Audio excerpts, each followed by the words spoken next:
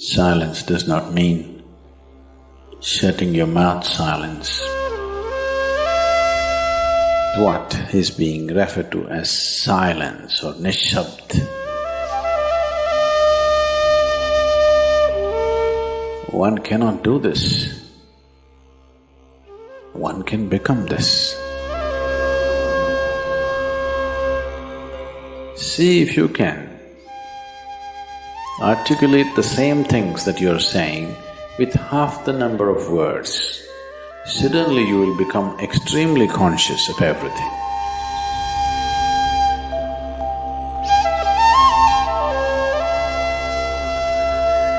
The wind makes its own sound. So does the water.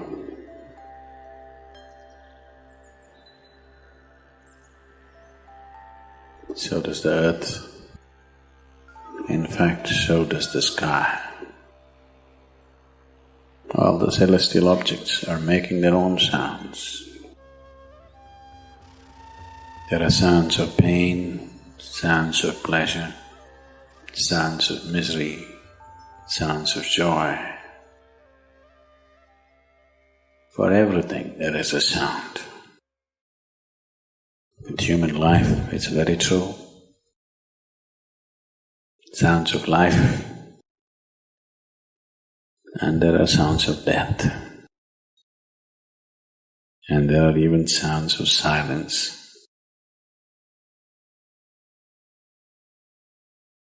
So this complex amalgamation of sounds, different kinds of sounds, creates different intent, different levels of compulsiveness, different levels of bondage, and different possibilities of entanglement.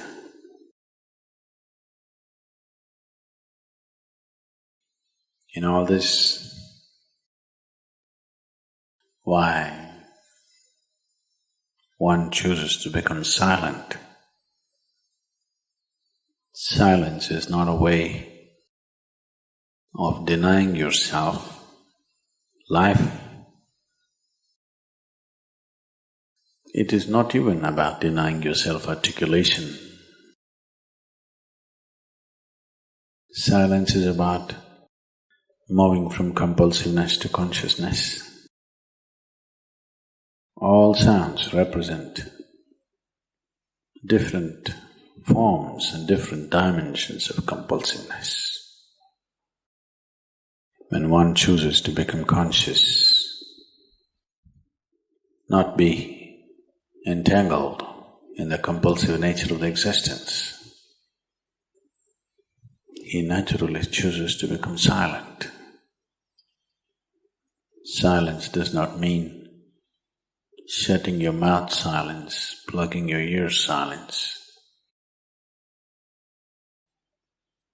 You can sing in silence. You can dance in silence. You can even speak in silence. You can even scream in silence.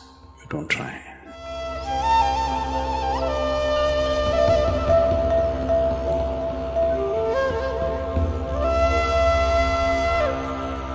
That does not mean when everybody is silent you scream. That is not screaming in silence.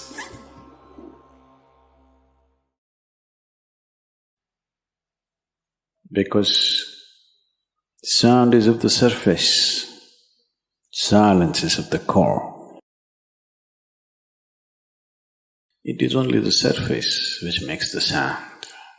See, now the water is hitting the surface and making the sound. Deep down, there is no sound. That is so with life.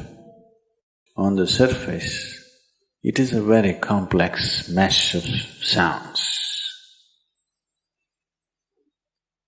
a maze of sounds happening. But at the core, there is no sound. There is no word for no sound in English language. We call it nishabd. That means absence of sound, a total absence of sound. Absence of sound means absence of reverberation. Absence of reverberation means absence of life. Absence of life means absence of creation. Absence of creation means absence of the Creator too. So a space which is beyond creation and Creator, a dimension which is beyond life and death, that is what is being referred to as silence or nishabd.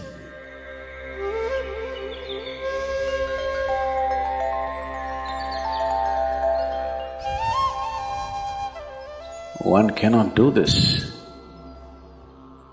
One can become this. Commonly, there are two words employed to describe this. One is maun, that means you're practicing silence, you're not silent. You shut your mouth and you're remaining in maun. This is not nishabd. Maun means you're practicing silence. If you're practicing something, obviously you're not that. Are you life or are you practicing life? I'm asking you. Are you life or are you practicing life? Practicing life? No, your life. Maybe not very well practiced, but your life. Similarly, there is a difference between practicing silence and becoming silence. Practicing silence starts as a certain restriction. But slowly, as one practices silence, one can possibly become silent. One can become silent in intense activity, but nobody can keep up intense activity forever. Moments of intense activity are only moments. Nobody can sustain it. You'll expend yourself. Only if you can achieve it in inactivity, it is sustainable. If something is possible only in intense activity, it is never sustainable. In a very intense and ecstatic moment of singing, somebody may become or taste a moment of silence. But how long can you keep it up? Your throat will tear. And your neighbors may kill you. Possible. So this possibility of coming to silence or becoming silent also means to become still, to become utterly still. Stillness can be achieved in so many ways. If you watch a snake, he's still. If you watch a tiger which is on a hunt, absolutely still, charged but still. These are all different dimensions of stillness practiced for survival. If a snake moves too often, he'll get killed. If a tiger does not know how to be still, he'll never get his food. These are all acts of survival. A human being, for survival, he has to be active. Only when his vision falls upon something which is beyond survival, then he will think of stillness. Then he will understand as he observes himself, as he notices the complexity of one's compulsions. He understands the only way to solve it is to become still. to train this body, to train this mind, to become still.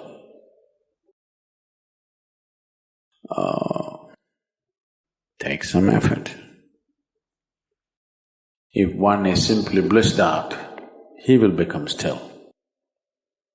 But otherwise one has to work bit by bit, one has to work to bring this body to absolute stillness. Most people cannot hold their body in one place for any length of time. They're all the time in movement.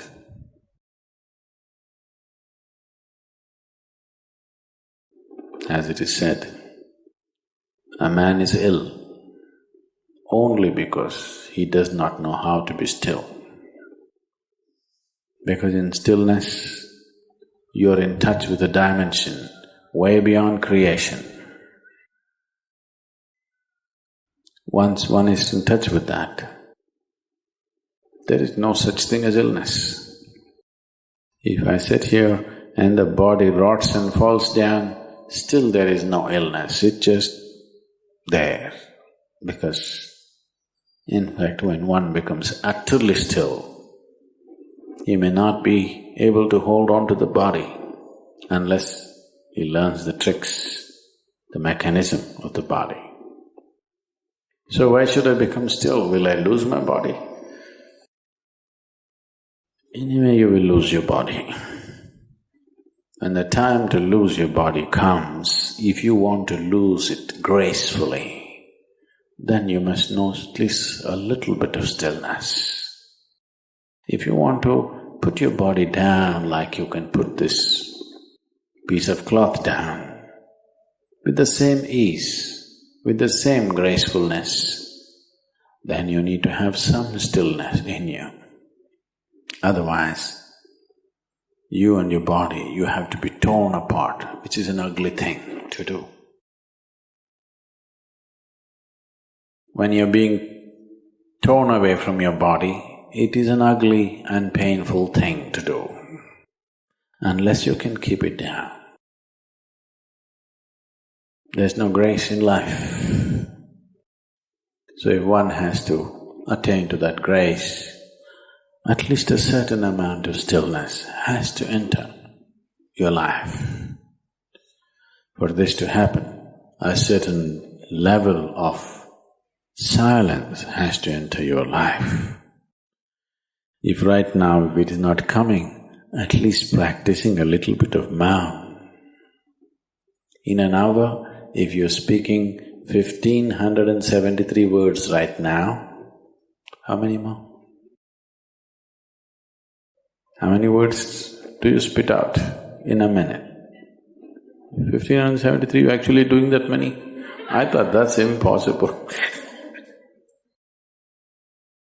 Okay, I believe you.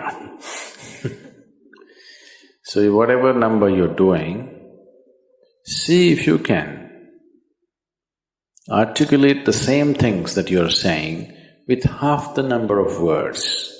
Suddenly you will become extremely conscious of everything. Right now, our oral diarrhea is happening. If you're doing 1573, it's diarrhea, okay. Now, if you have to hold back half the words and still say the same things, now you have to be very conscious, otherwise you cannot say it. Just try this and see. Tomorrow, one day.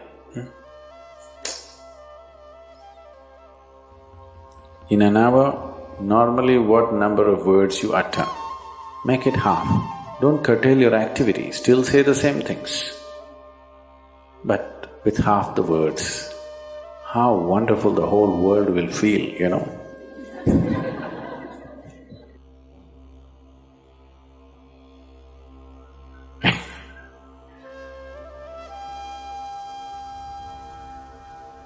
World will be a wonderful place, I'm telling you, tomorrow, if everybody does this. Many marriages will be saved.